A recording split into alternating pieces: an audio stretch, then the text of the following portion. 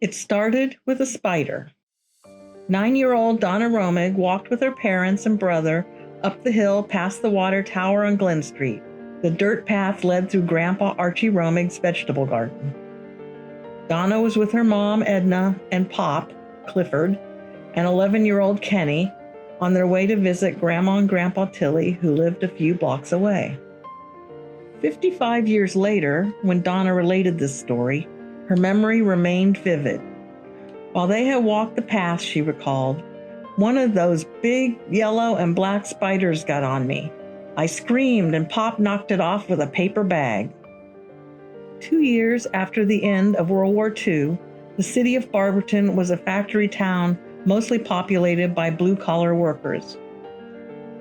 Regular folks were more likely to walk than drive if the destination was within a couple of miles.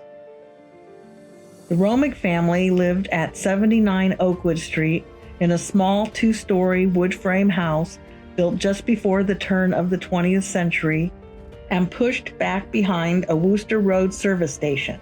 The house still stands. The walk to the Tilly home at 410 Glen Street was less than a mile. After the visit, Donna recalled, on the way home, I could only get as far as Grandma Romig's because I couldn't walk anymore. It really hurt.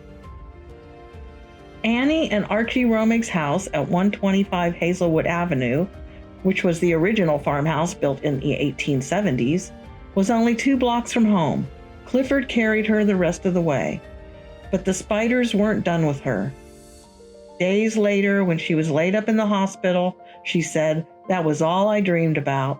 Big spiders, spiders filling the room. The summer of 1947 proved a nightmare for parents and children of large cities, and Barberton and Akron were not spared. On July 4th, the Akron Beacon-Journal pronounced, the first week of July marks the beginning of the polio season in this area. It had become routine during summer months for parents to keep their children away from crowds and swimming pools. On September 12th, the Beacon-Journal published a list of 10 rules to fight polio that included such inadequate suggestions as bathe frequently, avoid getting overtired, overheated, or chilled, thoroughly wash or peel all fruits and vegetables that are eaten raw, and protect your garbage against flies by spraying it with DDT. Epidemics of poliomyelitis had occurred regularly for a century and continued until the 1950s, when vaccines against the disease were administered wholesale. The Akron Children's Hospital became a leader in Ohio for treatment of the disease. By September, there were more than 300 polio patients, and the hospital was overwhelmed. Running out of beds, a makeshift overflow ward for patients on the mend was created in the Grace Evangelical and Reformed Church, which once shared the same downtown corner at Bowery and State Streets. On September 3rd, the Beacon published an article with the headline, More Convalescent Cases Move In. Patients find fun and laughter in church ward. Balloons overhead help make improvised hospital a gay place. The newspaper reported new infections as they occurred. On September 22nd, it was Donna's turn. The article stated, 3 admissions Sunday are listed as possible. A 25-year-old South Akron man, a 10-year-old South Akron boy, and a 9-year-old Barberton girl. After Clifford carried his daughter home, Edna had called her sister Mary's husband, Donna's uncle, Rocky Perrine. He drove her to Children's Hospital. They did a spinal tap and found I had polio, said Donna. By October 5th, her cousin, Sandra Tilly, daughter of Edna's brother Truman, had come down with it too. Again, Rocky was called, and he took another sick niece to the hospital. Donna recalled, Uncle Rocky said he was never going to take another child to Children's Hospital because every time he did, they ended up having polio. Several neighborhood girls also contracted the virus. Edna said in a 1991 interview, it was an epidemic. Her and Joanne Watson and Carol Wilford lived next door to us. They all 3 had it. Donna had it worse than any of them. Edna remembers when Clifford visited their daughter in the hospital. He went up there to the hospital and she was wrapped in them hot packs, and that was awful. On that visit, Clifford gave Donna a 50-cent piece. I told him, I can't spend it in here, she said. Of the treatments, she recalled, they used to wrap me in steaming hot wool strips.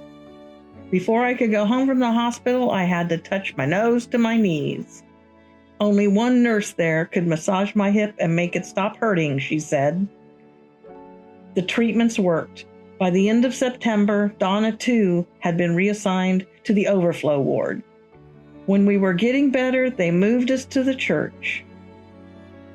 After their household came out of quarantine, her parents were allowed into the church to see her, but only from a distance. Donna said, when Pop visited, he was up in the balcony looking down on us. Visitors weren't allowed down with the patients. Edna recalled, they moved her from there over to that church, and we went there.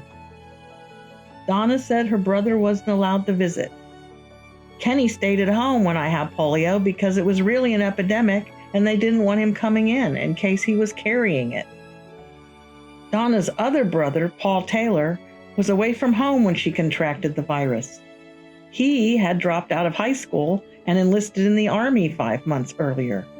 At the time, he was stationed at Fort Sill in Oklahoma. Being his first time living away from home, he wrote to his family nearly every day.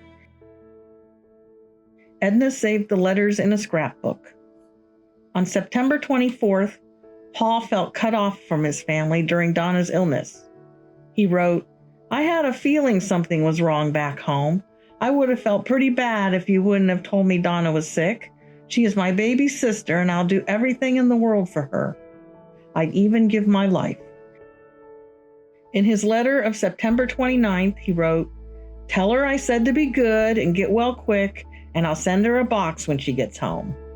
He commented on the family's mandated 14-day quarantine.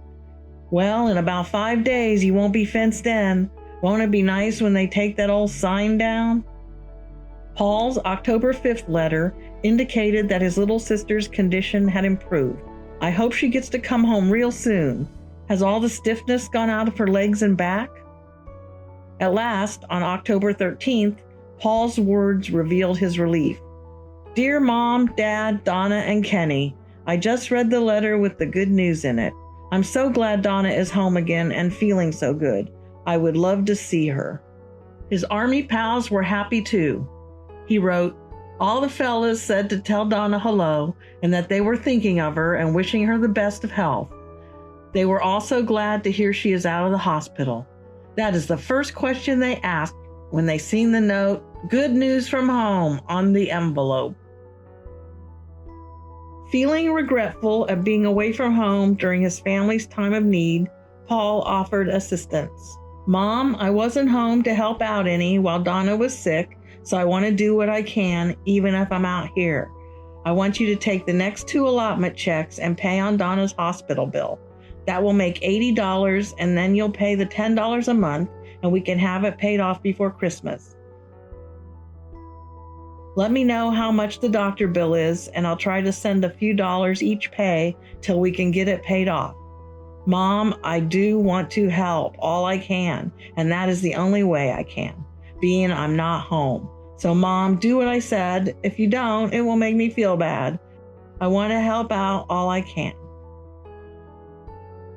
In the 1940s, most people weren't covered by health insurance benefits through their jobs and had to pay off medical expenses on an installment plan.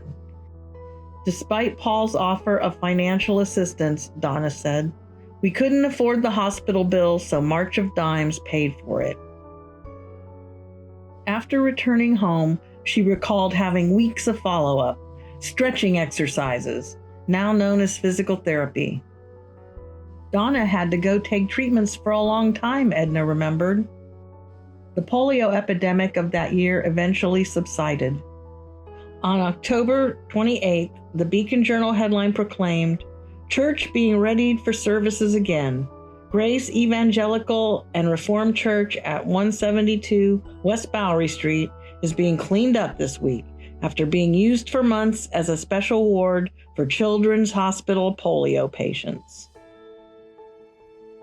Donna recovered from polio with no permanent damage, but her journey to good health was not yet behind her. Edna recalled, she was still taking treatments when she took rheumatic fever. Between contracting polio and then rheumatic fever and later scarlet fever, Donna missed a year of school and had to be tutored at home. While she was at home sick, her teachers and school friends sent best wishes and encouragement through dozens of letters and cards. Donna remembered, with the rheumatic fever, I had to stay flat in bed. That's when I started listening to soap operas. She quoted her physician, Dr. Cecil A. Raymond, as saying, "It's okay if she listens to soap operas, if it keeps her quiet." Edna remembered that difficult time of illnesses following Donna's recovery from polio. She was in bed from the first part of May until the middle of August. She was awful bad. With a small laugh, Edna added, "I should have been a nurse. I had enough training." Epilogue. On May 17, 2020, Donna Romig Tipton died of complications of COVID-19 in the Pebble Creek Convalescent Hospital in Greene. During those early days of the global pandemic, her daughters Carla and Darla were only allowed to visit her by waving through a window into her room. It had not been the first time Donna had been kept apart from her loved ones during an epidemic illness. When she was quarantined in the nursing home with only medical staff to attend to her, did she remember that time when she was 9, when her mom and pop could only visit from the balcony of the church? They, like us, sent our love as best we could from a distance.